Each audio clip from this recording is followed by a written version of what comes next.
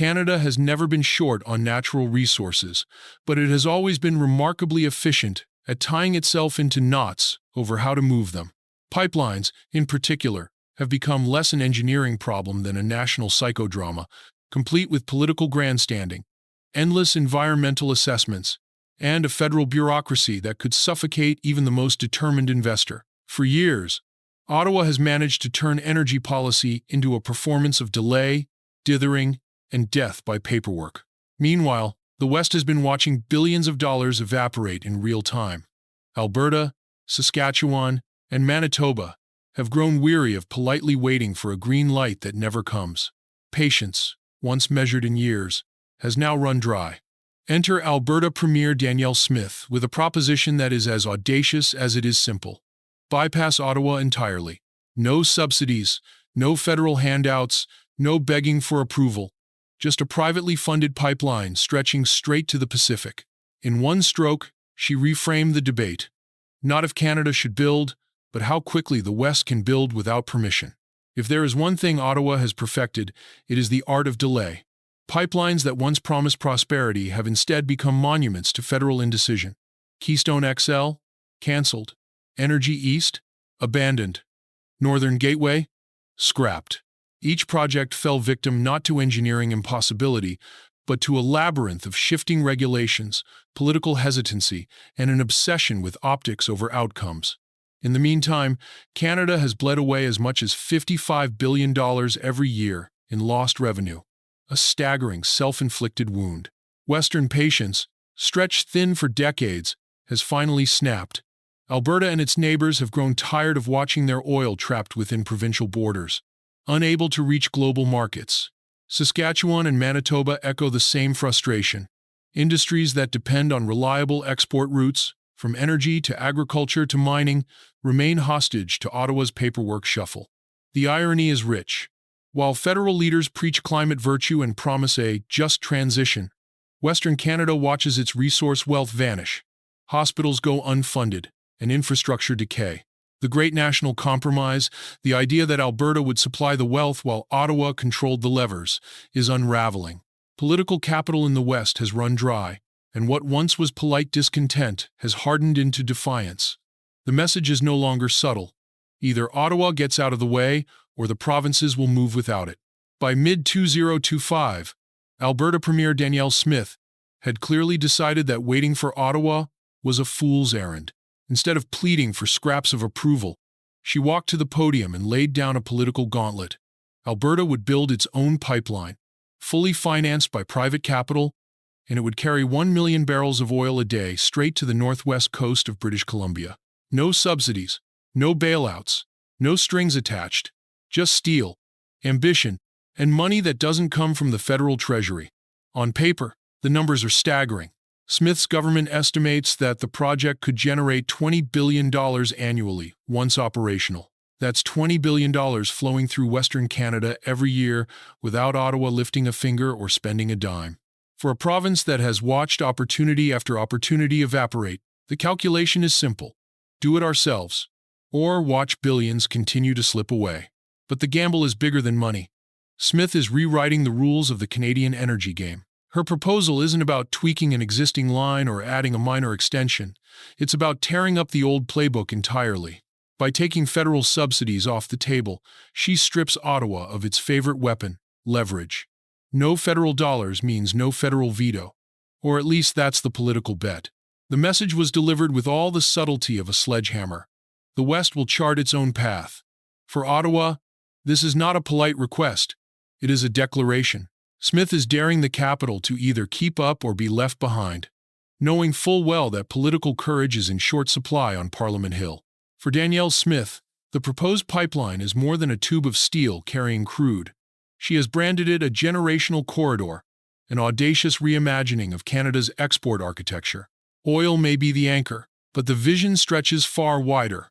Propane, liquefied natural gas, even rail systems bundled into one integrated route. In her telling, this isn't just an energy project, it's a logistical revolution.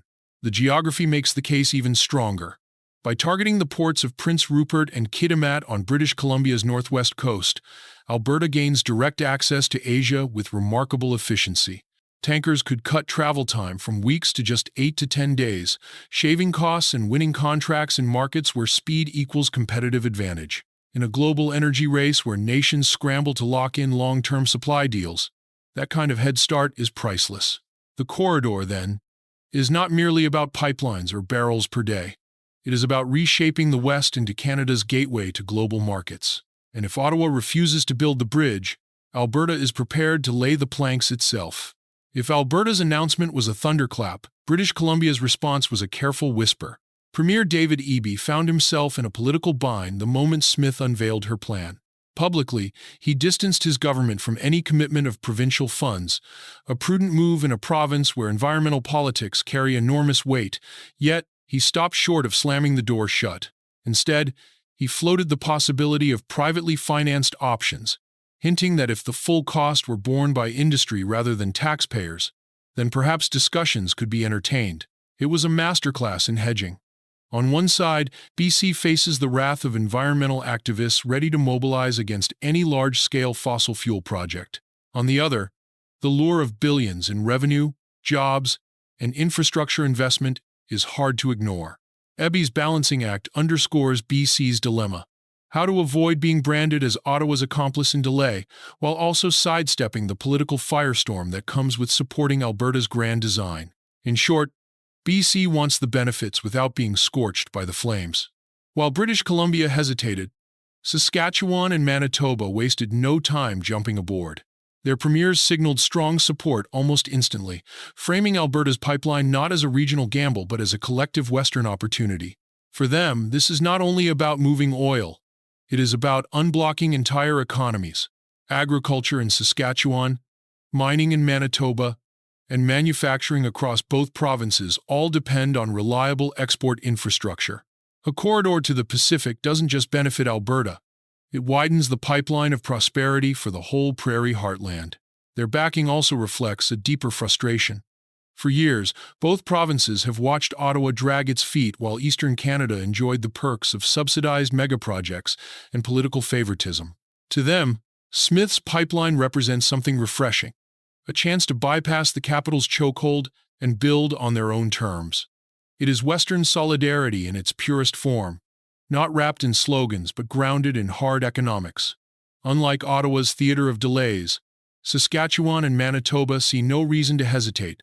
The numbers speak louder than politics. Perhaps the most striking departure from past pipeline battles is the role of Indigenous communities. For decades, consultation was little more than a box to check. A formal meeting, a photo op, a vague promise of partnership that evaporated once the shovels hit the ground. The result was predictable: mistrust, opposition, and projects derailed before they even began. This time, Alberta is playing a different game. Through its Indigenous Opportunities Corporation, the province first pledged $750 million to help finance Indigenous equity stakes in major projects. That fund is now being expanded to $3 billion, transforming what was once symbolic inclusion into real co-ownership. The goal is simple but powerful: give Indigenous communities a genuine seat at the table, complete with profit sharing, governance rights, and long-term economic benefits. The strategy is more than moral posturing. By ensuring those most directly affected stand to gain, Alberta is reducing opposition and building durable support. It is harder to protest a project when your community has equity in it, when the revenues fund schools, healthcare, and infrastructure on your land. This approach also flips the national script. Instead of reconciliation by press release, it delivers reconciliation by balance sheet. It acknowledges that wealth must first be created before it can be redistributed, and that Indigenous peoples deserve a role in creating it. If successful, this model could reset the terms of Canadian infrastructure politics.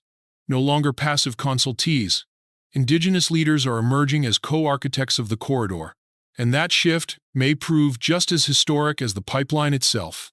Beneath Canada's soil lies an almost mythical fortune: an estimated 165 billion barrels of recoverable oil, valued at roughly $9 trillion at today's prices.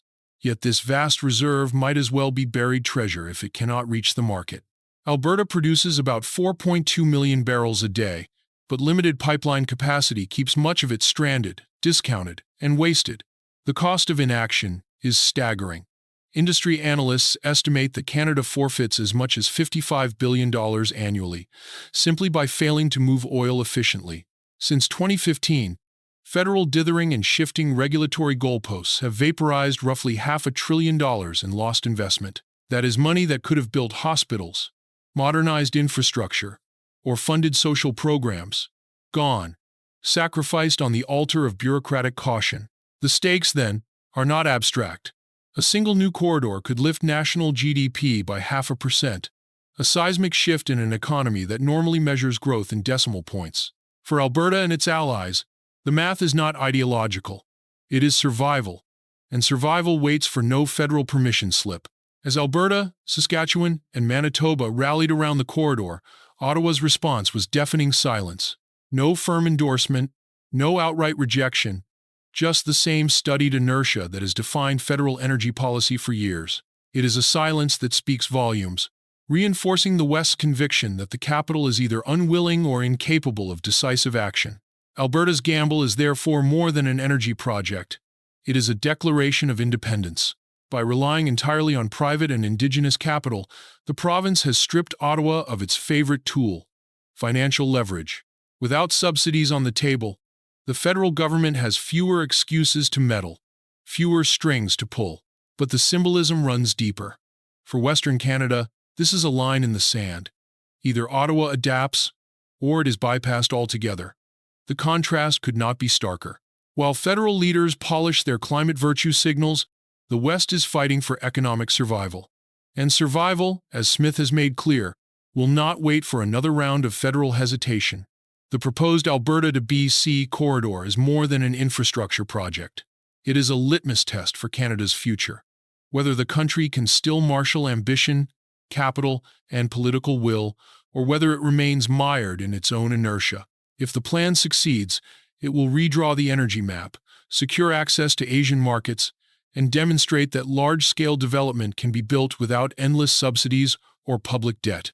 It could also set a new standard for Indigenous partnership, where equity and authority replace token gestures and photo ops. If it fails, it will join the tragic list of lost opportunities. Keystone XL, Northern Gateway, Energy East, each a casualty of hesitation. The price of another failure is not measured in headlines, but in billions of dollars lost, contracts surrendered to competitors, and provinces left to wither, while Ottawa debates yet another environmental reassessment. At its core, the corridor embodies a blunt but undeniable truth. Wealth must be created before it can be spent. Alberta has decided it will no longer wait for permission to create it. The only question left is whether Canada follows or gets left behind.